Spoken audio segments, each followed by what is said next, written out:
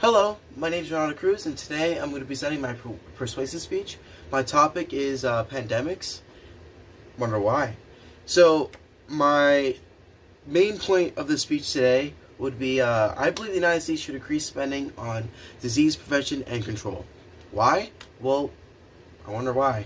Look at everything's going on right now. So, I believe that we should focus on disease and epidemic control and everything. And I feel as if we should balance our budget rather than focusing on our military.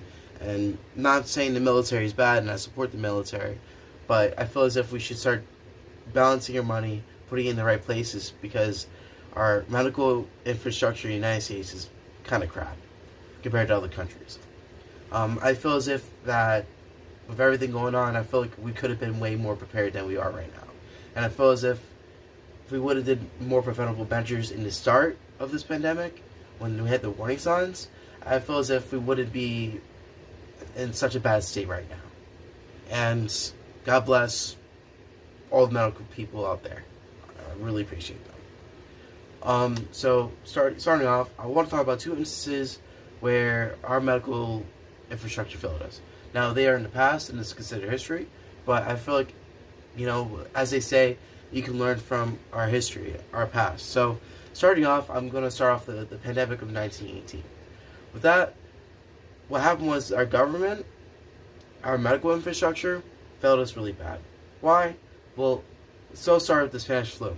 I'm not going to go in depth. I'm just going to do a general overview. But to sum it up, we had a war going on. We had a disease going around. All the government was suppressing the news, making it not sound as bad. We weren't taking social distancing measures. We weren't taking anything seriously, and our hospitals weren't prepared for that pandemic. A lot of people died. The news was suppressed, and people didn't know how bad the disease really was until it was too late. And the reason why it was called the Spanish flu was because of all the countries that were fighting during the war, the only country that was neutral was Spain. So Spain was reporting on the disease to make it well known, and people thought, oh, well, the disease came from Spain, hence the name Spanish flu. It didn't really actually come from Spain. So, with that, disease spread, killed a lot of people, and we weren't prepared for it because the government was suppressing the news, making it sound not as bad as it was. Kind of reminds you of what's going on today. And, yeah, just a good example. Another example I have would be the 1863 smallpox epidemic. It happened during the Civil War, and the reason why it's significant is because we had a vaccine back then, and millions of people still died. They didn't take the proper precautions, they simply didn't care, and because of racial stigma, a lot of people died, and the hate and everything going on around that time. Now, going into my second topic, I'm going to talk about my personal opinion about what's going on right now. It's going to be quick. I feel as if if we were to take the proper precautions before everything went bad, I feel as if everything would have been a lot better now. If during the warning signs we had, if we would have closed the borders a lot sooner to Europe and China, we would have a lot less cases here. Why? The virus can be asymptomatic, so I can be right now talking to you right now, look just fine, and I can still have the virus, and I don't need to have a fever. So they're taking people's fevers to come off the planes, and that let a lot of people affected slide by, and there goes our country. I feel as if they should have limited, they should have did the quarantine stuff a lot earlier. They should have limited the amount of people coming into the States, which they did, but they did it kind of late. And they should have closed the borders a lot sooner. I know the economy went to crap. We would have went to crap sooner, but right now, doing that just prolongs everything else. And most people don't have jobs right now. So I feel as if they would have just ripped the Band-Aid off right away, things could have been better. I feel as if that, with everything going on, maybe a shelter-in-place order would have been that bad. What's a shelter-in-place order? Well, rather than say a home order, a shelter-in-place order is a mandatory everybody at home. If you go outside, unless you have proper papers, you get a ticket, something like that.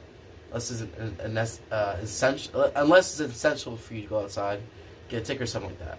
Why do I believe that? Well, if we would have did a 2-week shutdown complete, like not a lukewarm shutdown, like a real shutdown for 2 weeks, maybe 3 weeks, maybe our numbers would be a lot less than what they are.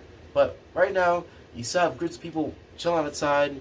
You have people not really caring, and I feel as this halfway approach is not really working. And I feel as if they would have did the strong arm approach earlier, maybe things would have been a little bit different. I know that's a little draconian, but look at the economy right now. You know, like they're shutting down the states for about 2 months, going on 3 months. And what's going to kill us first, the virus or the economy? You know, so I feel as if everybody would have sacrificed 2 weeks of their lives, things could have been a little bit different. A third topic would be how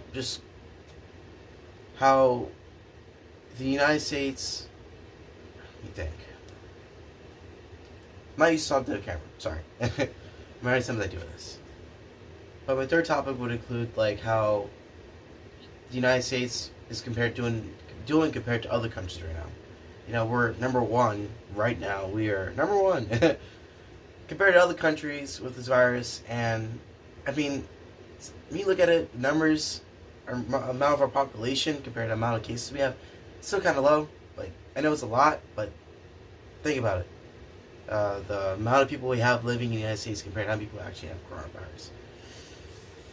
It's a lot more people living here than people who have the virus. I know the numbers a little skewed because not everybody's counted onto the people who haven't got tested, but I still think it's significant enough. But compared to other countries, we could be doing a lot better if we would have took a lot more precautions in the beginning. And that's my personal opinion. And like, it just sucks. So, thanks for watching. I appreciate you guys. And, well, not you guys, my teacher. And I hope you have a great night and stay safe.